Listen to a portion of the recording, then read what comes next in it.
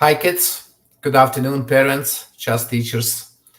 In this lesson, we'll see the game between the world champion Petrosian and the grandmaster Balashov played in 1974. The opening is a very popular Nimzo Indian defense, and we'll talk about the strategy of an isolated pawn, and you will see that not every isolated pawn is bad. So let's see the beginning of the game.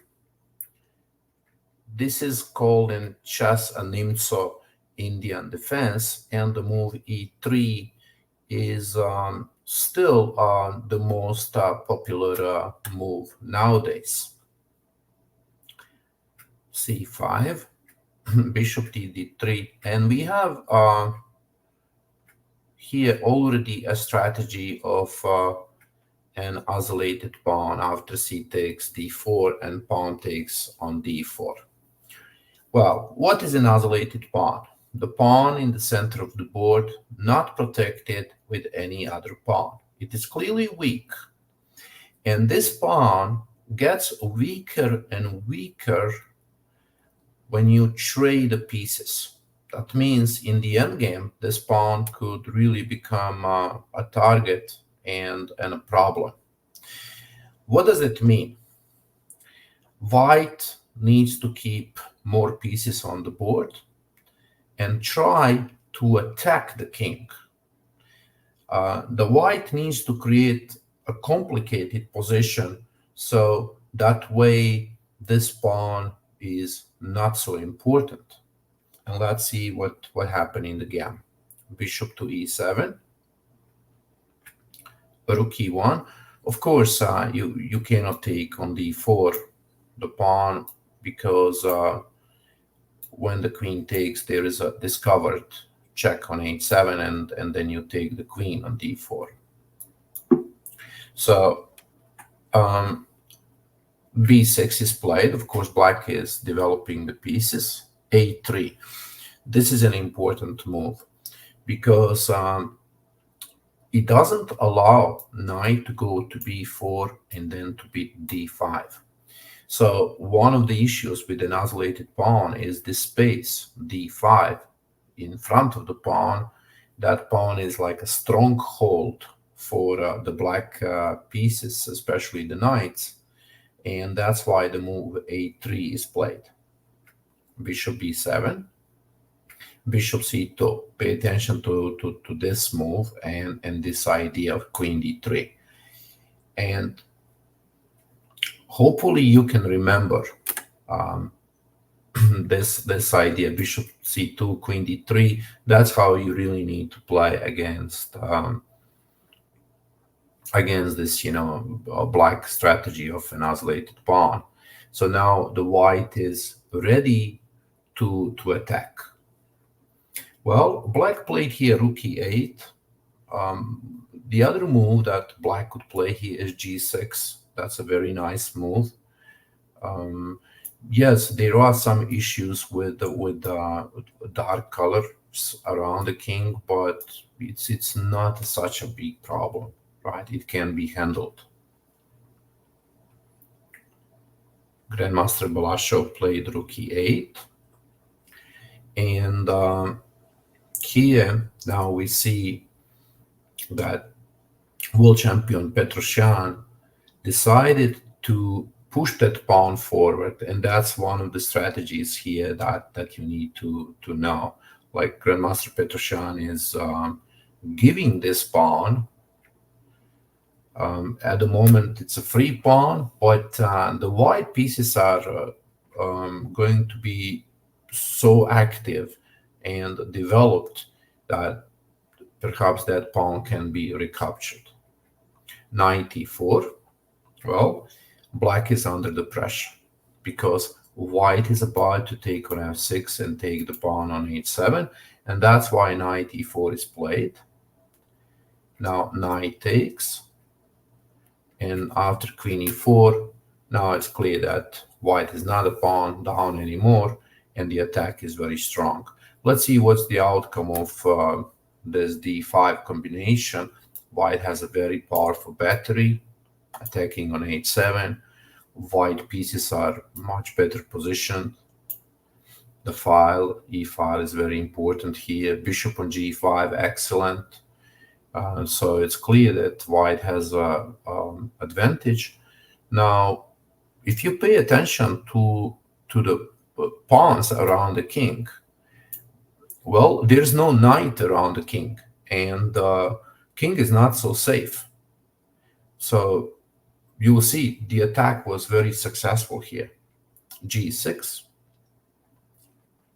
queen h4. Well, now with the queen h4, this is a great attacking position for a queen. The idea is, of course, to take on e7 and then play knight g5. Queen c7, bishop b3, another great move.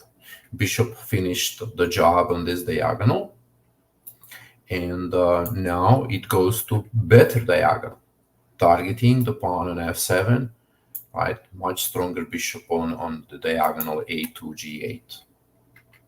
h5, another great move, queen e4, attacking move. The pawn structure is very weak, and white is threatening to take queen g6 because it's a pin. King g7, and now final excellent move that completely destroys the defense around the king, bishop to f7. The only move is king takes f7, bishop h6. Look at that move. With this move, you are threatening checkmate. Queen e6 checkmate. You're also threatening queen c4. Means it's difficult to stop both of those moves. Black played queen d6, queen c4, and now the king has to move forward. That's the problem, right? So black is a piece up, but with the king on f6 surrounded with the 3 pieces, and of course the rook is helping, it means 4 pieces in the attack. Chances are very good for white to finalize this position with a checkmate. Rook d1, excellent move. Now all the white pieces are working so nicely, and black has to give the piece back. The trade of the queen happened, but the attack still is very strong. After h4, now white is threatening check, and it's threatening rook d7 to win one of the bishops. And in this position, Grandmaster Balashov resigned the game because there's nothing to do here. It's just that the black pieces are tied up, pinned, and it's clear that the white is winning the game here. Maybe the best that black could do here is to take and play king f7, but after rook d7, we have a cross pin, and with a cross pin here, it's nearly impossible to defend this position. Right after bishop g5, right? You can trade, like you can play rook e6 and trade some pieces, but there is an attack on h7, and the best move here for white would be simply to play rook e4 and ask black to take on e4 so that you can correct the pawns. And this is an extremely difficult position for black. There are no moves. Pay attention, like there are really no moves for black. The next move is rook e7, and you are going to win this game with the white side. So what we need to remember is when we have an isolated pawn, right, this idea is really very, very nice. Like here, a3, preventing the knight to go to b4 and d5. You may also see such ideas in a Sicilian defense, in Alapin, bishop e7, bishop c2, and queen d3. That's the idea you need to remember. And then, of course, the most important move is d5, right? Giving that pawn, but developing the pieces with a very strong initiative, and then bringing all your pieces into the game. That sacrifice, of course, on the queen h4 is important, right? And the sacrifice on f7 after bishop e3, the move bishop f7 here. That's an important move that finalized this game. Kids, I hope you enjoy this lesson, and I'll see you next time tomorrow. Bye bye.